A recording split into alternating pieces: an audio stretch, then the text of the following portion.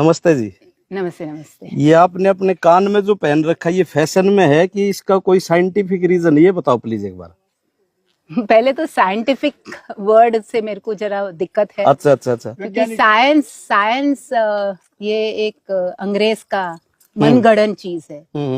मुझे एक ही है कि एक ही प्रमाण है, शास्त्र भारत से आया है, सनातन धर्म का ये सब शास्त्र में लिखा है। किसी ने कुछ लिखा नहीं है, ये शास्त्र में हमको ऋषियों की धरोहर है। तो जब भी आप बच्चे को कान ऐसे पिलते हैं ना, तो हम टाइची करते थे, तो हमको एक एक्सरसाइज ये है, ऐसे खींचना है। तो जैसे पायल पहनती हूँ ना, ये राजस्थानी वाले पहनते हैं, ये लेबर में हेल्प करता है। तो पहले पुरुष और महिला जो थे, उनके पहनावा ना एक ही था। वो लंबे बाल थे, वो कुछ पहनेंगे, कान में इतनी लंबी लंबी, आप महाभारत रामायण देखते, उसमें जरा अलग दिखाया है। बट वस्त्र जो था, अंग वस्त्र, पुरुष ऐसा पहनेगा और लेडीज ऐसे पहनेंगी। स्टिच कपड़ा हम नहीं पहनते थे। तो पुरुष महिला एक तरह की वस्त्र पहनते थे। और दूसरी बात है कि ये जो चीजें थी, ये जो बिच्छू इसको क्या बोलते हैं, टोरिंग, और ये नाक का, सिर्फ ये अलग था पुरुष और महिला में। तो ये इसके लिए है कि लेबर पेन में आपको आसानी हो।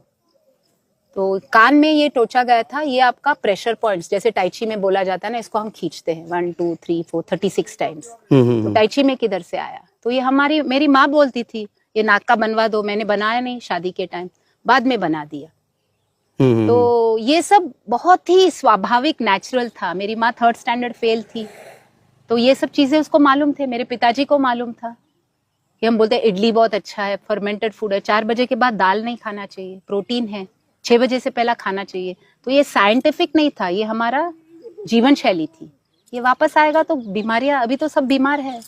मतलब तो ये फैशन में नहीं है, जीवन शैली में, ये जरूरत है। ये मैं 30 साल से पहन रही हूँ, ये 30 साल से पहन रही हूँ, और लोगों से सीखा। ऑर्डिनरी किसी को, राजस्थान गई थी तो वहां देखा तो ये पहना, तो ये बोले बैक पेन को ये असर करता है आज बैक पे। तो आपको कुछ फायदा मिला ये पहनने से?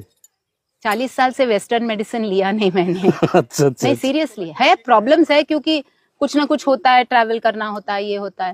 बट वो हम जीवन शैली अपनी एक बात और बता रहे थे कि सोना कहाँ तक पहनना चाहिए और चांदी कहाँ तक, वो भी आपने पहले मैं ये बड़ी बड़ी आज जो करते हैं ना, बड़ी बड़ी आर्टिफिशियल चीजें, वो मैं 20-30 साल पहले पहनती थी। तो मेरी माँ बहुत गुस्सा करती थी, नहीं पहनना चाहिए, दरिद्र होता है ये।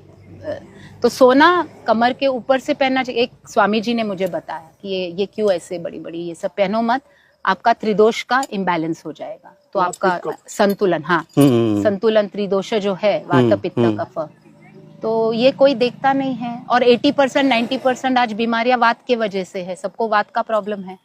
तो रहन सहन, दिनचर्या, ऋतुचर्या तो चल जाता है। ये आप सही करेंगे, बीमारियां नहीं आएंगी। बीमारियां तो वेस्टर्न इन्वेंशन है। हाँ, कमर तक सोना पहनना है और कमर के नीचे चांदी होना चाहिए। तो ये कंदूरा जो बच्चों को पहनते थे, ये सब लेडीज वहां राजस्थान में पहनती थी। मेरे को दिखाया तो बनवा के लिया फिर।